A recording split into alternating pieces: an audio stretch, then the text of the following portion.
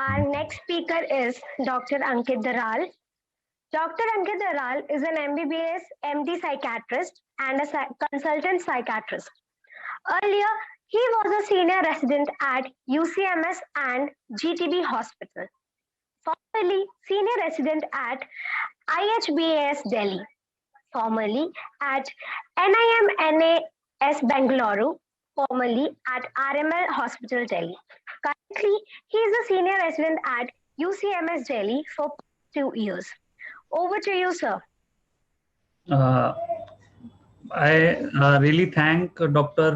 Rekha ji, who's the principal of Bharati College, and Dr. Indu Baghel ji, जिन्होंने मुझे आमंत्रित किया to share my views and tell the psychological aspects of increasing the age bar for women for marriage. तो I really thank you all. देखो आज के time में after this Covid pandemic 5 में से हर एक महिला is suffering through mental health problems या मेंटल इलनेसेस, और जो है महिलाएं ही मेन के मुकाबले, पुरुषों के मुकाबले ज्यादा प्रोन होती है मेंटल इलनेसेस डेवलप करने के लिए। और ऐसा क्यों होता है? ऐसा होता है क्योंकि महिलाओं का जो साइकोलॉजिकल डेवलपमेंट है वो पुरुष के मुकाबले काफी अलग होता है। महिलाएं का जो साइकोलॉजिकल डेवलपमेंट वो पुरुष के मुकाबले इतना अलग इसलिए होता है क्योंकि उनका चीजों से डील करने का तरीका भी काफी अलग होता है। एक महिला अपनी लाइफ में काफी सारे पड़ाव को पार करती है। पहले जैसे जब उसकी मासिक साइकिल शुरू होती है, दूसरा जब वो शादी करती है, तीसरा जब वो माँ बनती है, और चौथा जब उसकी मासिक साइकिल रुकती है। तो जब उसकी मासिक साइकिल शुरू होती है तभी से उसकी बॉडीली चेंजेस, उसके न्यूरोकेमिकल चेंजेस शुरू हो जाते हैं। जब मासिक साइकिल शुरू होने वाली होती है तो उन्हें लो मूड जैसे सिम्टम्स आना, उन्हें घबराहट होना, उन्हें सोमैटिक कंप्लेंट्स जैसे कि पेट में दर्द होना, एब्डोमिनल क्रैम्प्स आना, ऐसी दिक्कतों का सामना करना पड़ता है। तो शादी अपने आप में एक बहुत बड़ा लाइफ चेंजिंग इवेंट होता है, महिलाओं के लिए भी और पुरुषों के लिए भी। लेकिन कम एज पे शादी उनके लिए एक बहुत बड़ा लाइफ इवेंट इसलिए होता है क्योंकि पहले तो एक शादी में उन्हें सिर्फ अपने पार्टनर को ही नहीं, एक पूरे परिवार को समझना पड़ता है, सोच समझ के फैसले लेने पड़ते हैं, हर चीजों को देखना पड़ता है। लेकिन एक 18 साल की महिला, जो 18 साल में यूजुअली जो लड़के होते हैं वो भी बच्चे होते हैं, और महिलाएं भी जो बच्चियां होती है 18 साल की बच्चियां ही होती है। तो इतनी छोटी सी उम्र में जब हम उनको शादी जैसे इवेंट में एक्सपोज करते हैं तो वो एक 21 साल की महिलाओं के कंपैरिजन में उतना रैशनली नहीं सोच पाती हैं, चीजों को डील नहीं कर पाती हैं, और जिसकी वजह से आज अर्ली मैरिजेस रिजल्ट कर रहे हैं ज्यादा से ज्यादा मेंटल हेल्थ प्रॉब्लम्स का कारण बनने में, या ज्यादा से ज्यादा केसेस ऑफ डिवोर्स रिपोर्ट होने में।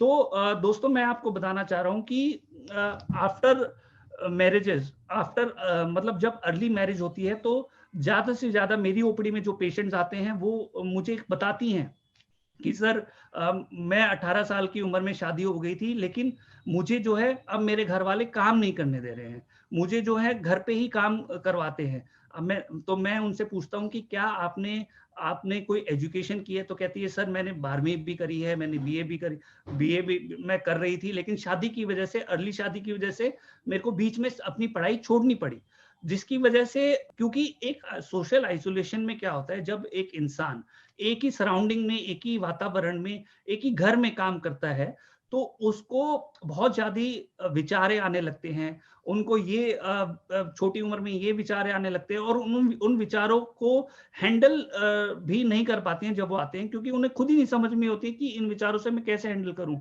उन्हें पैनिक अटैक जैसे मेंटल इलनेसेस या मेंटल हेल्थ प्रॉब्लम डेवलप होना शुरू हो जाती हैं, उन्हें एंजाइटी प्रॉब्लम्स डेवलप होना शुरू हो जाती हैं, कई तो डोमेस्टिक वायलेंस और फिजिकल वायलेंस का भी शिकार होने लगती हैं, क्योंकि वो उनको चीजों को रैशनल तरीके से देखना नहीं आता है। Where is in comparison to, मैं गवर्नमेंट को काफी अप्रिशिएट करना चाहूंगा कि वो प्लान कर रहे हैं कि मतलब as not in perspective of politics, but I am seeing in the perspective of mental health।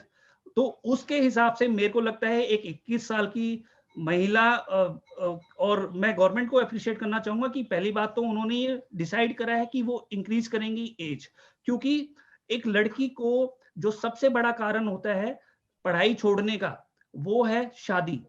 छोटी उम्र में पढ़ाई एक बच्ची इसलिए छोड़ देती है क्योंकि उसको शादी का प्रेशर होता है।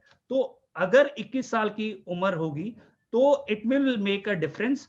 It will make a difference कि वो तो अपने आप को एम्पावर करेगी, अपने आप को एजुकेट करेगी।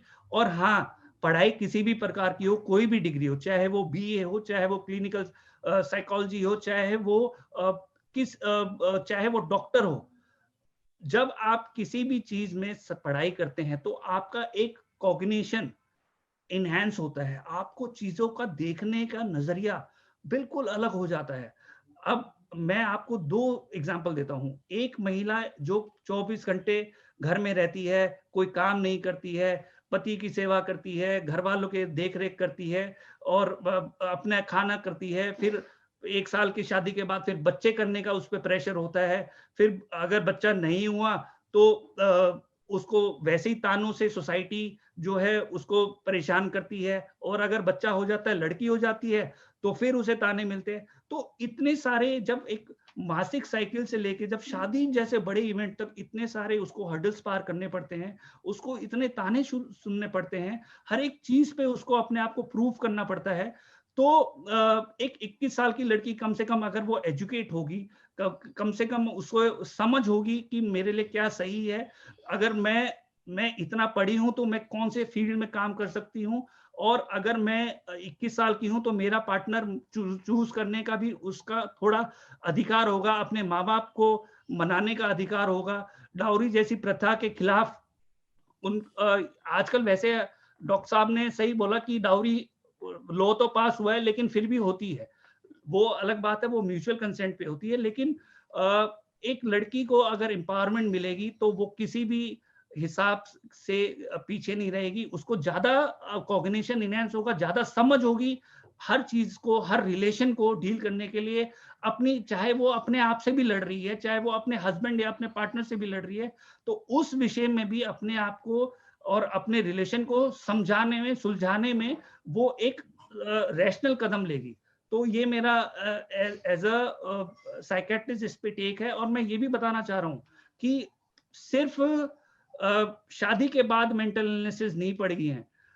जब से मासिक जो साइकिल बच्ची की शुरू होती है, तब से 13 साल की उम्र से उसमें साइकेट्रिक इलनेसेस जैसे कि pre menstrual dysphoric disorder, anxiety disorder, ये जन्म लेना शुरू कर देते हैं। लेकिन जब वो शादी करती है तो बहुत सारे स्ट्रेसर्स एक साथ कंट्रीब्यूट करते हैं, जिसकी वजह से वो छोटे छोटे स्ट्रेसर्स उसको एक बहुत बड़ी मानसिक बीमारी बना देते हैं। या वो जब वो मानसिक बीमारी बन जाती है तो उसकी वजह से वो इलाज भी, क्योंकि अगर वो घर में रहेगी तो उसको समझ ही नहीं आएगा कि ये कोई मेंटल डिसऑर्डर है कि नहीं है, कि उसके साथ हो क्या रहा है, जिसकी वजह से क्या होता है, पहली बात तो वो समझ ही नहीं पाती है, वो इलाज भी नहीं ले पाती है। दूसरा, आज सबसे ज्यादा स्टडीज के हिसाब से माना गया है कि female students above 18 years of age at early marriage, they tend to commit suicide because of family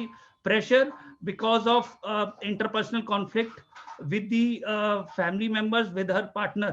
So अगर हम एज बार को डिले करते हैं तो मेरे हिसाब से it will be a very good decision by the government. और उनको सुसाइड जो रेट है उसको कम करने में भी गवर्नमेंट की मदद करेगी और बच्चियों में बेनिफिट होगा। आप मुझे बता सकते हैं, if you want to ask me some questions you can Thank you. Ask me. Thank you so much, sir, for your valuable words. We have some questions from students. So the first question is, did this act will implement in the rural area? Because when a marriage age is 18 years, still in the rural area, girl get married at the age of 15 or 16. देखो यार, rule तो rule है, we Yes, are sir. Citizen of India, है ना? Yes, तो sir. Indian citizen के लिए rural और अर्बन कुछ नहीं होता है, इंडिया इज Hmm. इंडिया। लेकिन अब जैसे आपने बोला कि ये Yes, क्या sir. ये इम्प्लीमेंट वो मानेंगे? अब ऐसे तो डाउरी भी एक एक्ट है, एक रूल है, लेकिन लोग अपनी मर्जी से देते हैं, या वो डाउरी सिस्टम फिर भी चल ही रहा है ना। Yes sir. अब वो that is their personal take, लेकिन अगर ये एक इम्प्लीमेंटेशन होगा तो काफी लोग उसको फॉलो करेंगे। जैसे जब से डाउरी लॉ इम्प्लीमेंट हुआ है तब से पहले क्या होता था, डाउरी देनी ही देनी है, इट इज अ कंपल्शन। तो अब वो एक कंपल्शन नहीं है, अगर Yes, sir. कोई अपनी मर्जी से खुश होके दे रहा है। Now mostly I have seen like even in my marriage I didn't take anything, तो I am sharing my personal experience, है ना। तो मैंने कुछ नहीं लिया। तो ये हर चीज का हर लोगों का एक नजरिया है, अगर उनको लेना है तो लेंगे, अगर नहीं देना नहीं देंगे, that is their personal choice. पर एक कंपल्शन हट जाता है। अब स्टूडेंट्स के लिए, जो 18 साल की स्टूडेंट्स होती हैं, अब कम से कम इस अवेयरनेस की वजह से उनका एक जो कंपल्शन है वो तो हट जाएगा, कम से कम it is their choice now. और सबसे बड़ी बात, it will lead to gender equality. Gender equality कैसे?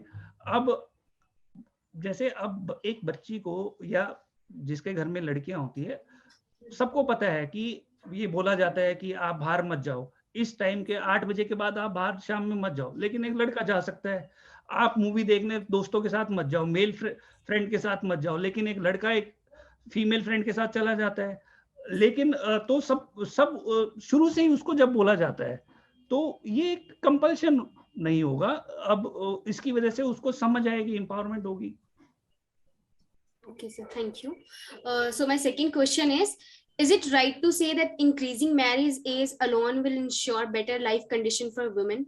Yeah, it will contribute to a better life system for women. Yes, surely it will. Surely it will. आज महिलाएं क्यों जो है थोड़ा हिचकती हैं चीजों को शेयर करने से, Yes, कुछ sir. मांगने से, क्योंकि वो कंट्रीब्यूशन उनकी, क्योंकि they are not earning, most of the women they are still not earning, they are still behind in their home working as a housewife, है ना। Yes, sir. तो वो अगर अर्न नहीं कर रहे हैं तो एक सोशल सिक्योरिटी नहीं आएगी उनको। एक जब तक अगर उनके पास एक सोशल सिक्योरिटी नहीं आएगी तो वो फीलिंग ऑफ लेफ्ट आउट या फीलिंग ऑफ सेल्फ आइसोलेशन उनके पास हमेशा रहेगी। तो यस इट विल, अगर वो शी विल एजुकेट हरसेल्फ, अगर वो एजुकेशन पूरी करती है या कुछ Yes, sir. काम भी करती है तो एक सोशल आउट इनकम आएगी, एक मोरल बूस्ट होगा, एक सेल्फ एस्टीम बढ़ेगी, एक सेल्फ कॉन्फिडेंस रेज होगा, जिसके लिए उसको थोड़ा डिपेंड नहीं होना पड़ेगा किसी पे। She can take care of herself, minimal expenditure के लिए उसे किसी से पूछना नहीं पड़ेगा। अपना मोबाइल के रिचार्ज के लिए भी आजकल एक लड़की अपने हस्बैंड से पूछती है या अपने बॉयफ्रेंड से पूछती है या अपने घर वालों से पूछती है, तो कम से कम एक मोबाइल का रिचार्ज तो वो बेचारी करा ही पाएगी। Yes.